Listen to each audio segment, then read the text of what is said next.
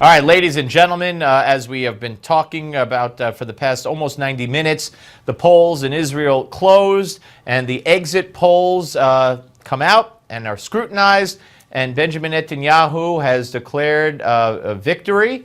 And we are joined right now once again by former Israeli ambassador to the United States, former deputy foreign minister to Israel, Danny Ayalon. Mr. Ambassador, welcome back. So, Thank you. are we to rely? I guess it's not too early if the prime minister relied on them and declared victory. What's your take on the results? Well, I would say, there is a saying in Israel that the Israelis are the only people in the world that tell the truth in the polls, but they lie in the ballots and on election day, because always polls were wrong, and this time also all the polls that showed that Herzog, the Labour Party, is leading. Some said that they lead even by 10 seats.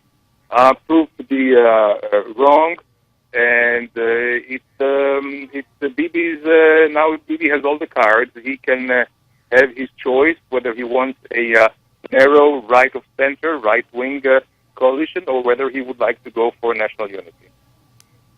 So I mean, the last I had heard, and maybe you have an update, the last I had seen from the first exit poll, it was one station, one TV station. Then I have heard that all three are in agreement, but I saw it was a one-seat advantage for Likud. Has that changed at all?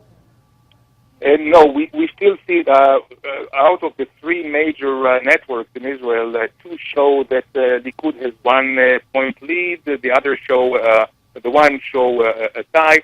But it's almost irrelevant, Steve, because if you look at the any possible composition of coalitions, it is quite obvious that Bibi has the lead. He has the better chance to do it.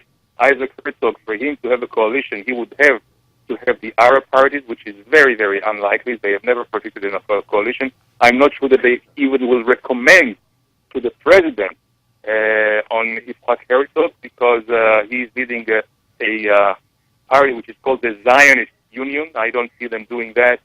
So it's Bibi's victory.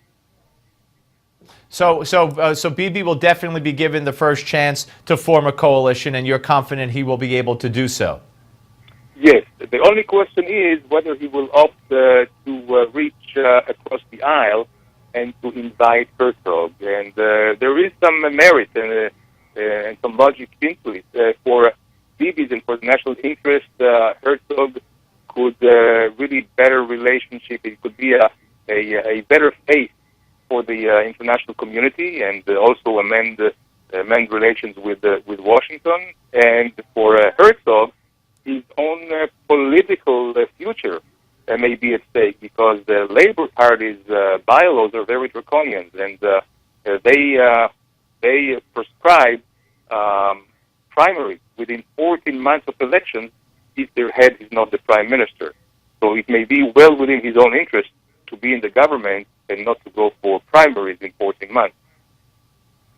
Right. You already said that the Israelis lie, to the polls, but to what do you attribute? A couple of weeks ago, Benjamin Netanyahu, by all accounts, and I want to put that in quotes, by all accounts that I was hearing and reading, and I guess most people were seeing, said that, Bibi was done and it was going to be an uphill battle. And then he took what some considered to be desperate steps by coming out with the statement, no two-state solution, and making some other statements. And then how much of a role did those factors play into it? And how much of a role, if any, did the fact that the other party said they would not rotate prime ministerships?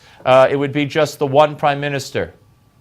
I would say, Steve, that the last 24, 48 hours were crucial here, because Bibi started, in a very intensive campaign with some scare tactics that the Likud may lose the government and the left will come and the Arabs are going to take over, and it worked. It worked because you see how he cannibalized on the more right of Likud party.